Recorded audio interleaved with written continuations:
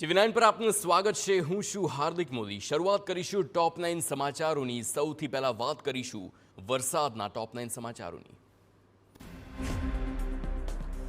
ગુજરાતમાં હજુ 24 કલાક યથાવત રહેશે વરસાદનું જોર। હવામાન વિભાગે આગામી 3 દિવસ રાજ્યમાં હળવાથી મધ્યમ વરસાદની કરી છે આગાહી, જેને લઈ અમદાવાદ, આણંદ, ભરૂચ, સુરત અને બોટાદમાં યેલો એલર્ટ સાથે ભારે વરસાદની આગાહી છે।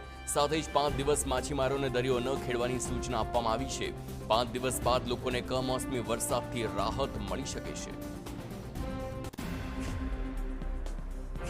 અમદાવાદના ધંધુકાના ગ્રામ્ય વિસ્તારમાં ધોધમાર વરસાદ। ધંધુકાના ફતેપુર, ત્રાડિયા, ફેદરા સહિતના પંથકમાં મુશળધાર વરસાદ છે। ધંધુકા પંથકમાં સરેરાશ 2 થી 3 ઇંચ વરસાદ પડતા રસ્તા પર મોટા પાયે પાણી ભરાયા, તો બીજી તરફ ખેતરોમાં પણ પાણી ભરાતા ખેડૂતોને પાક નુકસાનીની ભીતિ સેવાઈ રહી છે। ઘઉં, ચણાની વાવણી પાછી જતા ખેડૂતો ચિંતાતુર બન્યા। તો બીજી તરફ ગાંધીનગરના દહેગામમાં પણ ધોધમાર વરસાદ ખાબક્યો, જેના કારણે દહેગામના નીચાણવાળા અનેક વિસ્તારો પાણીમાં ગરકાવ થયા। દહેગામના વૈભવ કોમ્પ્લેક્સ, પુરુષોત્તમ વિસ્તારમાં પણ પાણી ભરાયેલા છે। નહેરુ ચોકડી વિસ્તારમાં પણ પાણી ભરાતા સ્થાનિકોને હાલાકી વેઠવાનો વારો આવ્યો। દિવાળી બાદ પણ માવઠાનો માર યથાવત રહેતા ખેડૂતોમાં ચિંતાનો માહોલ છવાયો। રાજ્યમાં માવઠાના કારણે ખેતીના પાકને થયેલા નુકસાનને લઈને સીએમ ભૂપેન્દ્ર પટેલે સંવેદનશીલતા દાખવી। સીએમ ભૂપેન્દ્ર પટેલે માવઠાથી નુકસાન મુદ્દે મહત્વની બેઠક યોજી, જેમાં મુખ્યપ્રધાને પાક નુકસાની અંગે સમીક્ષા કરી। સાથે જ રાજ્યના જુદા જુદા જિલ્લાઓમાં ખેતી પાકોને થયેલા નુકસાનના સર્વે સહિતની બાબતોને પ્રાથમિકતા આપવા જરૂરી દિશા નિર્દેશ આપ્યા। બેઠકમાં ડેપ્યુટી સીએમ હર્ષ સંઘવી અને કૃષિ પ્રધાન જીતુ વાઘાણી પણ ઉપસ્થિત રહ્યા। નાયબ મુખ્યપ્રધાન હર્ષ સંઘવીએ સુરતમાં માવઠાથી નુકસાનગ્રસ્ત વિસ્તારોની મુલાકાત લઈને ખેડૂતોની વ્યથા જાણી છે। હર્ષ સંઘવીએ સુરતના સેલુટ ગામે ખેતરોની મુલાકાત લઈને ડાંગરના પાકની નુકસાનીનું નિરીક્ષણ કર્યું છે। સાથે તેમણે અસરગ્રસ્ત ખેડૂતો સાથે સંવાદ કર્યો।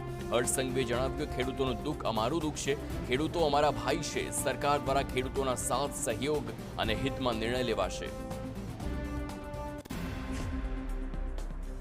દેવભૂમિ દ્વારકાના કલ્યાણપુરના ધતુરિયા ગામના ખેડૂતોએ પાક સર્વેનો બહિષ્કાર કર્યો। રોષે ભરાયેલા ખેડૂતોએ સરકારની સર્વેની કામગીરીને નાટક ગણાવી। સરકારી નીતિઓ સામે ખેડૂતોએ આક્રમક વલણ દાખવતા પાક ધિરાણ સંપૂર્ણ માફ કરવાની માંગ કરી છે। ખેડૂતોએ કહ્યું કે સરકાર પલળેલી મગફળી ટેકાના ભાવે ખરીદે। જો માગણી નહીં સ્વીકારવામાં આવે તો આગામી ચૂંટણીના બહિષ્કારની પણ ચીમકી ખેડૂતોએ ઉચ્ચારી। ગાંધીનગરમાં પણ કમોસમી વરસાદ બાદ ખેડૂતોને મોટા પાયે નુકસાન થયું છે। ત્યારે ઉદાસીન તંત્રને જગાડવા માટે ખેડૂતોએ ઢોલ વગાડી વિરોધ કર્યો।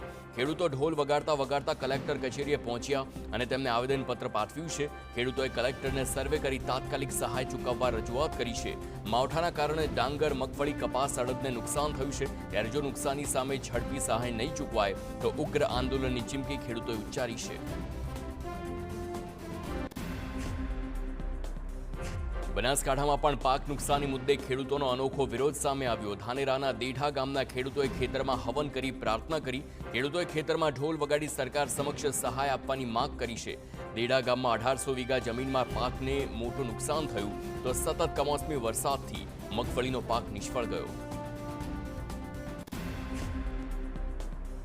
કમોસમી વરસાદના કારણે જૂનાગઢના માંગરોળમાં પણ ખેડૂતોના હાલ બેહાલ થયા। સતત વરસાદના કારણે ખેડૂતોના પાક નષ્ટ થઈ ચૂક્યા।